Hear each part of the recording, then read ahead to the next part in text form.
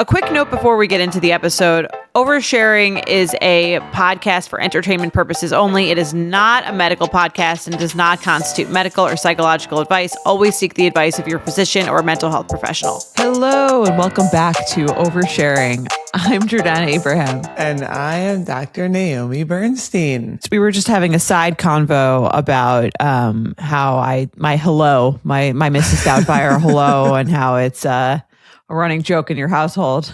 Well, that's why we were kind of chuckling when we signed on, because sometimes if I walk into the house and I'm gone and everyone's in the house, I'll be like, hello. Anyway, so now every time you say it, we'll chuckle until we desensitize ourselves. Yeah, so we just came off an epic road trip. Obviously, I don't know if it's obvious, we live in Dallas or outside of Dallas, and we are a 9-hour car ride from Big Bend National Park. Right around the corner. Right around the corner. But since we moved here, I've really been wanting to go because it, I think, is, if not one of the darkest skies in the country, which means that you can see all the stars at night. Which park is this? It's called Big Bend National Park. It's basically, it's like right along the Rio Grande River. It's in West Texas. Oh, it's still Texas. You could drive 9 hours. It's still Texas. Okay. It was cool and crazy. We're like, all right, we live in Texas. We should go check out all the things there are to do in Texas. It's super remote, which is why there's not a lot of light pollution, and they try to keep it that way. And it's also, I was really going there and kind of dragging everyone else just because I'm very interested. Like, I was thinking about it. Why do I love that? Like the stars and being in the middle of nowhere and nature and these huge mountain landscape. It's like all the landforms you learned about in 5th grade that you never, like the basins and the mesas. And well, you're very into like unplugging and getting back to like being present in the moment. So it all makes sense to me. I remember when you visited last summer and you were like working for the day, and Jeff and me you kept saying like, get out of the house, like go. We went on a hike because there's like a trail behind my house, and we went on this hike, and you were just kind of like, go look at a butterfly, like stare. And the kids were like making fun of you the whole thing. They're like, all right, tell mom we stared at like 3 butterflies. Is that like, she checked that off the list? Like, right. And it's true, because it's even, I think in having kids, it's like, I want that, but I also want them to have that. So I had this sort of emotional existential moment. It was our last morning, and it's so quiet, and watching the sunrise come up over the mountains. And the other crazy cool part is that we are on because it's 9 hours, but we're still in the same time zone. You're at the other end of the time zone. So basically the sun rises really, really late and sets really, really late. So the sun, that's nice. Yeah, you get a lot of daylight. Get a lot of daylight, and you don't have to wake up super early to see the sunrise either. So, I would watch the sunrise over the mountains, and I'm sitting there, and Brooks came out in the morning, and we kind of did like a screen, like we let them have the screens for the car ride, obviously, because otherwise, like Maddie was like, what did you do the whole time? And I'm like, I don't know. I listened to music. I didn't watch shows. I just like. You played I Spy with your siblings? She couldn't imagine. She couldn't imagine like a 9-hour car ride without a screen. But anyway, so we did a little screen detox for the weekend. And my youngest came out in the morning, and he just had this like calmness over him. Like he was sitting, he had his little hot cocoa, and he was drinking his drink, and he was just like sitting there staring, and we were talking. And typically he wakes up in the morning and he's like, what are we going to do?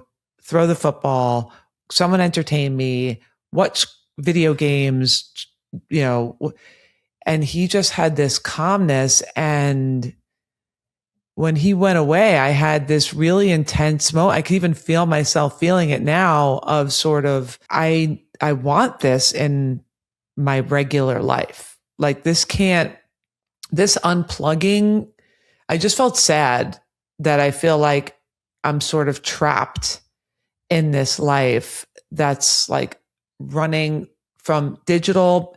Yes, digital, but it like everyone's checking their screens and connected and also just like so scheduled. Like we're running from like this practice to this event. And what time is this thing? We have to be back for that. And who has to be where, when? And it just, and when I'm in it, I like it and it's fun. And I like, I do like all the things that we do, but there's no way that we can undo that now. Like they have their social life and they're all in with their friends and you have to kind of be checking your phone to see what time the thing is and the group chat and where we're going and what time we have to get there. And it just feels very hard in real life to unplug. And it felt kind of like I've established myself and my family in this life and there's no way out at this point. I don't know if that's true. I mean, it's funny because like we definitely didn't grow up in a home where anyone was like consciously trying to have us develop any sort of sense of anything. It was kind of like survival. It was like a little bit of survival. But I do remember we had like Friday night Shabbat dinners. And that was kind of a thing that you did every night. And then like that was the time for like the family to be. I mean, there wasn't phones or there weren't like cell phones and stuff then, but that was like a thing that you did every night. And if you wanted to do something with your friends or do something after, like I think you could do that. But it was like this was the thing that we had, and you would sit around and everyone would like discuss stuff, and that would be it was kind of like a nice thing. So I think you could do that. Like obviously your day to day, you're not really unless you move to the woods with your family, and that's like kind of how like I feel like this is like the early talks for how someone gets pulled into a cult.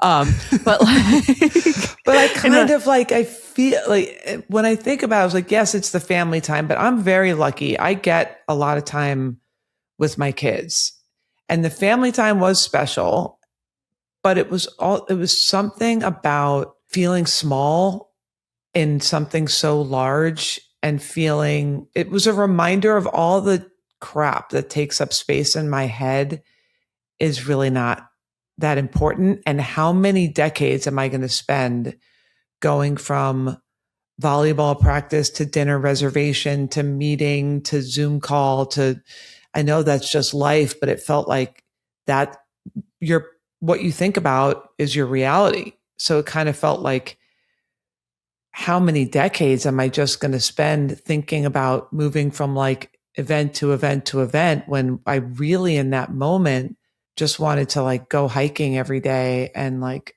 sit and watch and just be, I think, and just feel small amongst the vastness of the desert and these mountains and the stars. It's a real craving.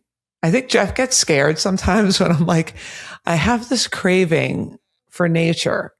Yeah, because that's what people start saying before they like move to the woods and get rid of all their possessions and like become like, it could be like a slow burn into like complete insanity. But I don't think that's what you're going for. Right. I think there's a difference. And we tell this to our listeners all the time. I think you can like infuse those things into your life more without having to sell all your stuff and again, move to the middle of nowhere and have like become Amish or something. I think you could like have a night where a screen-free night or a day of the week where you don't have any, plans or anything. Yeah. Or even I think part of what we kind of came to was when we first moved, for those of you that are in the Northeast, the big difference that I've noticed between the Northeast where we grew up and Texas where we live now is that in the summer, there's no such thing as like day camp really here. I mean, maybe a little bit. So the summers are very much, I think a lot of people are just like, your kids just kind of like hang out and they live that life of like, we're not like waking up and we have to get them there by 8 and we have to pack the lunch. And at first I was like, that's crazy. What do people do with their kids all summer? And so I would like patch together all these little they have like a bunch of week-long camps. And so what I came to at the end of this is like, okay, there's not a lot of structure in the summer. And maybe that is a time that we can just like get in the car and go somewhere that feels like the middle of nowhere and feel a little bit more disconnected from the daily grind of routine. So I think maybe this summer we're going to try to do a little bit more of this type of thing, which made me feel better about leaving. But I was really kind of sad about leaving. But now I'm here with you with my headphones on, looking at you on the screen and doing the thing. No, my life is really beautiful. So I don't want it to sound like I'm not grateful. I have an amazing life. I just have a craving for like that vastness of nature. So. Right. And I think you can get that in smaller ways that like add up to a feeling of connection. So that was my trip. It was awesome. I highly recommend it. If you are connecting with this craving for kind of middle of nowhere vibes, it's very hard to get to. The closest airport, I think, is like 3 hours away. That probably makes it even better because it's not like it's flooded with a ton of It wasn't tourists. crowded. It just felt very remote, which was really cool. Yeah, I like that idea. I also I think you were glamping. I also like air conditioning and oh yes, proper bathrooms. We did have air conditioning, which was great. We did not have our own bathroom, but we did have air conditioning, and it was like a glamping thing. It was great. I highly recommend it. Let's get into our show. Let's do it. If you guys have a voicemail, you can call us at 646-363-6294. Love your voicemails. Or you can email us at oversharing@betches.com. If you want to subscribe to the show, you can get all the episodes ad-free and a day early. And we do 2 bonus episodes a month where we do take feedback. We respond to your questions. We do updates. And also, you can join one of Dr. Naomi's therapy groups if you would like to get even more acquainted with her. Yeah, come join us, NaomiBernstein.com. If any of this existential thought resonates with you, we do talk a lot about this type of thing. You know, what do I want out of my life? How do I find meaning in my life? How do I overcome my fears? So if any of that is interesting to you, come find us, NaomiBernstein.com. Let's get into it. I'll read our first overshare. Hi, Jordana and Dr. Naomi. I would like advice on a problem I'm having with a friend. This is a friend I had before having kids, and now we both have 2 kids that are literally the same ages. This had the potential to be cool, but it's been hard to enjoy the process with her as she keenly asks me about developmental milestones my kids are making. I believe to compare to her own. For example, when she texts me, she always asks if they're starting to do X or Y thing. And if I say no, not yet, she'll update me that her kid is, and she'll send pictures and videos of her kid doing said thing. And then without asking if I'm worried, I'm not, assure me not to be. It feels petty for me to be annoyed, but I've started to question if she is genuinely curious or is only asking so she could tell me that her kids are meeting their milestones early. Worst case scenario is that she's being competitive and her intentions in checking up on my family are an opportunity to gloat or make herself feel better. Best case scenario is that we merely have different attitudes towards parenting and she's well-intentioned. I don't know how to navigate this issue, but I feel as though I'm playing a game I don't want to be playing. I'm starting to question the friendship and if it's one I'd like to keep. It doesn't seem like we talk about much else other than the kids and their milestones. Please let me know.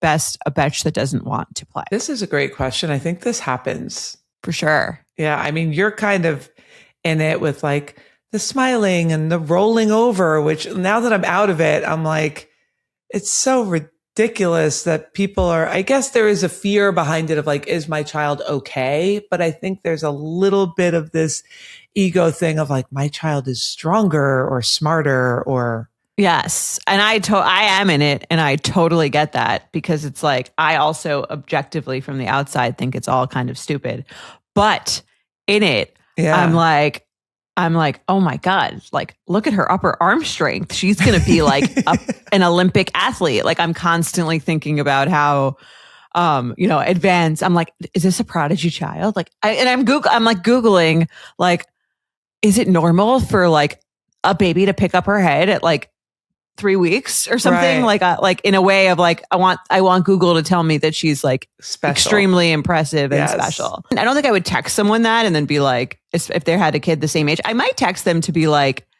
talking about, because there's someone who would give a shit about that because a lot of people, like I wouldn't text Jared to be like do you see how she's like picking up her head? He would like not care at all. Right. But someone else with a baby who's like kind of looking at that and spends 12 hours a day just staring at their baby might find that conversation more interesting, perhaps. So I think that could be part of it. I think the braggy nature of it is like a little annoying. Like I'll do that with like Mike because it's his kid too. Or maybe like you because it's not like you have kids. Right. I don't have babies like that. Yeah. Right. So I might be like, yeah, she's sleeping so well. And she's you like, can send whatever. me all of the braggies. Like now that I'm out of it, I love it. Right. Like send me all of the braggy stuff about all the things that they're doing. No, but I used to feel this way about like pregnancy symptoms because I didn't really like have that many. And if I'd speak to another woman who was pregnant around the same time, she'd be like, oh, are you getting that like metallic taste in your mouth? Or like, are you just like throwing up all the time? But like they would like, and then I would be like, no, like, I don't know. It's like, should I be anxious about this? Like, is the baby okay? Like if I'm not getting this. Yes. So I would feel that more around pregnancy when people would compare symptoms with me and I'd be like, thinking there was an issue because I didn't have that, or like, oh, is she kicking yet? Is she doing whatever? And it would make me very anxious. So, and I could see why if someone was like, don't be anxious, I would be right. Yes. It would make me more anxious. Totally. I could see why she has this question because I do think there probably is a little combo of what you're describing. Part of it is you would care about this because you have a baby the same age. But I could see why you think some of it is a little, because you had this feeling, I had this feeling when my kids were little on both ends of the spectrum. You know, I had my first one, Lila, was super talkative when she was 2. And I remember like going on YouTube and being like, most talkative 2-year-old to see like how she measured up to what was get her in a gifted program. Yes, exactly. And now that I'm out of it, I'm like, that was so ridiculous. And on the flip side, my son, Brooks, didn't walk until he was almost 18 months old. And now he's like a really great athletic kid. But at the time, I remember that was more like, oh my God, is he okay? Like, is something wrong with him? And, you know, just really the fear end of it. So there's like the braggy, my kid's a prodigy end of it. And then there's the scared, like, is something wrong end of things. And it doesn't sound like she's worried because everything is like about how well they're advancing. So it doesn't sound like the friend is worried, which is why I think if this friend occasionally sent something that was like, oh, so-and-so's not rolling over yet, or so-and-so isn't crawling yet, I think it might feel a little bit better. Right. Because then it would feel like it would feel less braggy and it would feel more like probably putting her at ease if her kid wasn't doing that either. Right. And she's not saying it's making her anxious, but I feel like there's probably something a little underlying that would cause, because that's natural that it would. It's just so this is the other thing. It is just human nature to compare. Like there's just no way around it. There's no way around. We're constantly doing it. So I'm sure it's irritating you a little bit because it does feel a little like, oh, my child's maybe not as special as her child in this particular way. Your child's beautiful, fine. It's not going to matter in the end. Like I said, you're not going to find out if they're in the gifted program because they rolled over when they were, 3 months old. It's ridiculousness, but you're in it. I could see why this bugs you. And maybe the solution is just to say, it doesn't make me feel great to focus on like tracking her milestones. It's just not something I'm interested in doing or thinking about. I mean, it sounds like you're saying it doesn't stress you out.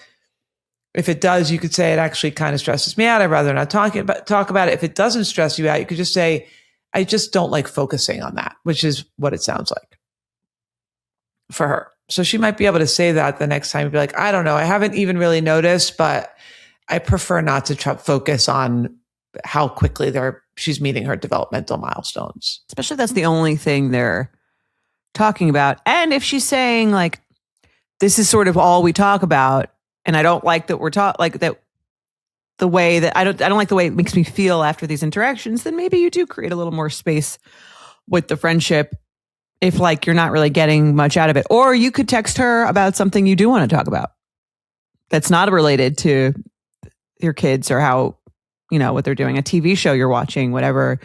If that's something, if there's other topics that you actually do enjoy talking to her about and you're not talking about it because of these kids, start talking to her about it.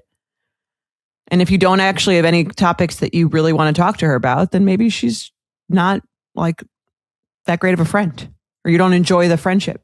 And I could see this thing getting, perpetuating throughout, when they start to learn to talk, or they start to learn to read, or they start to, play sports or instruments or drawings, even like, oh, look at what so-and-so drew. And there's just this. The other flip side I will say is I think it is a little bit on her to detach from to realize, okay, I'm going to get to know my mind. My mind gets annoyed about these comparison things, especially when I feel like I'm not at the same level, or I'm behind, or my child is behind, or the pregnancy or whatever. To notice your mind doing that and perhaps say, okay, I see my mind doing this. I'm going to choose to recognize it, kind of let this feeling flow through me and come back and see, like you said, if there's other aspects of the friendship that I can enjoy, because this is going to go on forever.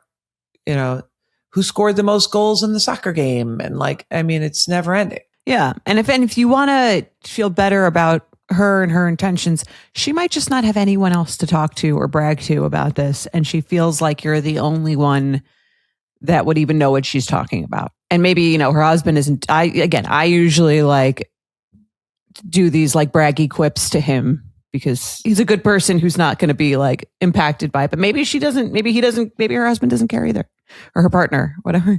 But it is, I can imagine even for you, like we have 4 babies in our immediate, like in our family group chat. There are currently 4 like newborn-ish babies in the same age range. And I could see that feeling like, I don't know, maybe like if you post a video of one baby rolling or another baby giggling, or one, like, is there a feeling of, oh, well, this baby's doing this and my baby's not? I can imagine that just being normal. It doesn't feel good to think that you would feel that way about your own, like, nieces and nephews, yeah. But I'm sure that's just normal. Mm-hmm. Well, for me, I have 2 babies who were the same 3 weeks, so close. And at least with our siblings' kids, they're like older, so they would be hitting these things faster than me. So that doesn't bother me as much. But it's more like the 2 of them, I'm trying to not myself. They're both mine. Right. Comparing them. Yeah, I can't even imagine. And if that's happening to you, which it probably is, I think you just have to recognize that instead of resisting it or trying to fight it, like, don't compare them. Like, it's going to happen. It's just the way the human brain works. So just like allowing that to happen and allowing it to flow through and moving on. Right.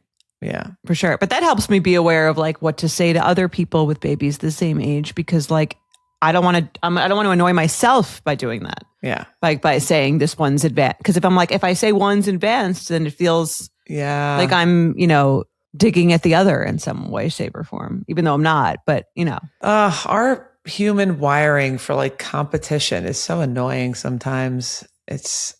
I wish it wasn't, but it is. And we just have to. Well, we all want to think that we're special, is kind of like the feeling that, there's a feeling of like, I have something no one else does. My kid has something no one else does. And I think it's more dangerous when you project it onto your kid than when you do it almost to yourself. I see it all the time. Like even at this later stage of people that like, they think their kid's going to like be in the NBA, or, it's just like sad and cute and weird. The whole parenting, like you put your own, like first you want to be special. You want to be like the smartest or the prettiest or the funniest or get into the best college or whatever. And then you have kids, and it's very common to put that craving for specialness onto your kids. Onto them. Well, we should all aim for mediocrity like you do. Yeah, let's do it. Live in the middle of nowhere, be dirty, and roll over when you roll over. Let's do a Betch assist. Do you want to read this one? I will read this. Hi, Jordana and Dr. Naomi. I'd love to get your take on something that's been irritating me. I have a friend who's a nurse practitioner and owns a successful med spa. She's built a great business and recently has been gaining a lot of traction as an influencer in the aesthetic space. She also recently completed a doctorate in nursing, which is obviously a significant achievement. Since earning that degree, she now refers to herself everywhere, especially on social media, as Dr. X. While I think earning a doctorate is something to be proud of, I can't help but feel annoyed by how the title is being used in this context. To me, when patients see doctor associated with cosmetic procedures or injections, most people will naturally assume that the person is a medical doctor or physician. In reality, a doctorate of nursing is a different type of credential, and while it reflects advanced education, it doesn't change the scope of her practice. So I'm curious how you both see this. Am I being overly sensitive here? Is this just normal promoting oneself in the aesthetics and med spa world? Or do you think it's misleading to patients who may not understand the difference between a medical doctor and someone with a doctorate in nursing? I genuinely love to hear your perspective and if you validate my irritation. Sincerely, Stu is a dentist, not a doctor. If someone has a heart attack, you should still call 911. What What is movie that is that from? That's I'm from Googling something. it. It's a quote from The Hangover, right? Where the guy's a dentist. Okay. That's funny. Yeah. I think this is funny. I feel like I've heard iterations of this debate before. It's like, should doctor be reserved for a medical doctor? I mean, there's people who have doctorates in education who are technically doctor. Yeah. Or lawyers, a juris doctor. Right. Yeah. But like advertising it on social media is interesting. I could sort of understand both sides because on the one hand, one person's like, it is a doctorate. Right. It is a doctorate. And I have been technically allowed to call myself doctor from this from this institution. I'm credited. I've taken some sort of class. And on the other hand, it's like, yeah, do most people assume that you say doctor, especially in a medical space, that you went to medical school? Probably. I mean, you're Dr. Naomi. Yeah. So it's Yes. interesting because this obviously made me reflect. And I do think, again, if we're being honest, there's a certain image, a certain brand that you try to project with how you title yourself, right? So like when I went to, when I was in my doctoral program and I had my supervisors, they were all Dr. So-and-so. Like that's what I called them. You know, they were psychologists. They weren't psychiatrists. So in the psychology field, there is that differentiator as well. Like I could almost see psychiatrists who are actual medical doctors and go to medical school and then, you know, specialize in psychiatry, maybe being a little annoyed about psychologists like myself that call ourselves doctor because like if there's a heart attack, I'm not the one. Like I am not trained in that stuff. So I could see almost that being irritating for some people in that space. And if I'm being honest, I've been irritated before when I remember a while back, I told you about a therapist that we worked with in our family that I didn't like the way that she handled the therapy with someone in my family. And she did this weird thing where she, I think, was a social worker, but she had a doctorate in something like completely unrelated from early in her life, like a doctorate in like engineering or something. Okay. But then she called herself Dr. Whatever it as in her therapy practice. That does seem like very much a false advertising thing if it's not even in the same field. Right. So that was really irritating. I've encountered these things where people like misuse doctor because they're trying to brand themselves. Right. And I did the same thing. It's marketing. I could have come on here and it could have been Jordana and Mrs. Bernstein. Right. I'm technically also Mrs. Bernstein. I chose not to go that route. For obvious reasons. It like kind of doesn't feel as much like you're leading with your credentials and you're leading with your skill set and what you've been trained in. So I get that if I had to guess, I'm sure part of why she was intrigued by the idea of getting a doctorate in nursing was so that she could call herself a doctor. sure there's some additional training that would help her with her business, but it sounded like her business was up and running and flourishing. And I mean, if she is technically a doctor, if that's what people who graduate that program can call themselves, then she can. I think there's an element of misleading things in there, but I also think, listen, it's 2026. The internet is full of all sorts of people trying to be experts. I mean, in everything. And I'm one of them. I give advice. I have no credentials to give advice. I have no training, just my own experience doing podcasts and my own experience living in the world. I have no credentials. I don't call myself doctor, but there's I'm saying I'm one of those people. We all are like, making a space for ourselves. Just because someone isn't accredited doesn't mean what they're saying isn't legitimate necessarily. It doesn't have to mean that. I try not to give advice on anything that I don't feel strongly about or have no knowledge in. But hey, I think this is going to happen. It's sort of like on us as viewers of content to sort through the noise of the credentials that people are trying to say. Like if you think someone's a doctor, look up if they have a medical degree. MD. They'll put an MD, or sometimes I'll see like dermatologists on Instagram writing like double board certified dermatologist, medical doctor, whatever it is. And if someone just writes doctor, you could probably Google them, see what their background is, and kind of make that decision for yourself. I do that with psychiatrists a lot when I was looking for a new psychologist.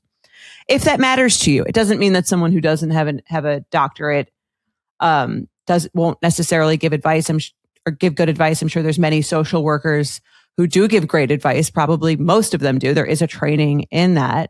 So, but if you're someone who's like, I'd prefer to see someone with a doctorate, someone with a PhD in psychology, which I was, right? I would go on the website and look for the people with that degree, and that would help narrow my search. Yeah.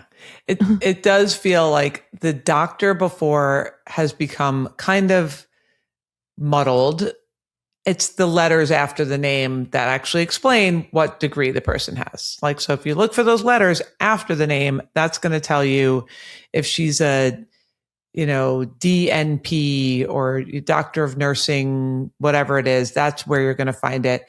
I do validate that there is a little bit of a little bit of funny business going on here with that. I get why she's doing it. She's branding herself in that way, and she is entitled to do so. I do think it's also important how she addresses it. Like oftentimes people will ask me about, are you a psychiatrist? And I'm very clear with, no, I didn't go to medical school. I'm not a medical doctor. Psychiatrists are medical doctors and they can prescribe medication. And what I think it also matters how you handle questions around that. But I get the thing of like, someone's sticking needles in your face, potentially doing things that are like physically invasive. It matters a lot what type of training you've had when someone's like physically shooting things into your face or what, like I do think, well, that's, and I could see how it would feel like they're sort of, because I think it's branding. I think it's marketing, the doctor thing, but it's also trust.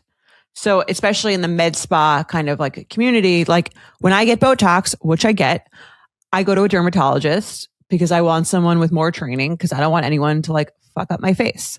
So if someone had doctor, I might be more likely to go to them. Yes. And then it almost feels a little bit like a bait and switch. Like you go to them because they're doctor so-and-so, and then you get there and you're like, wait, you're not actually a doctor. That's annoying. Like I drove all the way here and I thought that that's what you were. So I agree. I see both sides of this. I think now with everyone trying to create their brand, it is more important than ever to really look into what someone's credentials are. The letters after their name, I think, matter more than what's before. Yes, I agree. I think it's a little shady, but also like it is on the people who use the internet, the consumer at this point. Should it be? Maybe not. But this is the world we live in. This is just sort of like there's so much. Well, that's what a doctor is. Like you said, yeah. I could have a doctorate in engineering, or I could be a medical doctor, and I'm still Dr. So-and-so. Like you said, Stu's a dentist. Like, So I really do get it. I would just detach from that. Like if someone calls himself doctor, they have a doctorate in something. If you want to know more, you're going to have to ask. I agree. It's annoying that like it should be easy to just see the term and feel that trust, but you got to do a little more research. But yeah. Great question though. It's a unique question. We haven't tackled anything like that yet. And I think this is something I've encountered this in so many different ways, and I validate the irritation around it.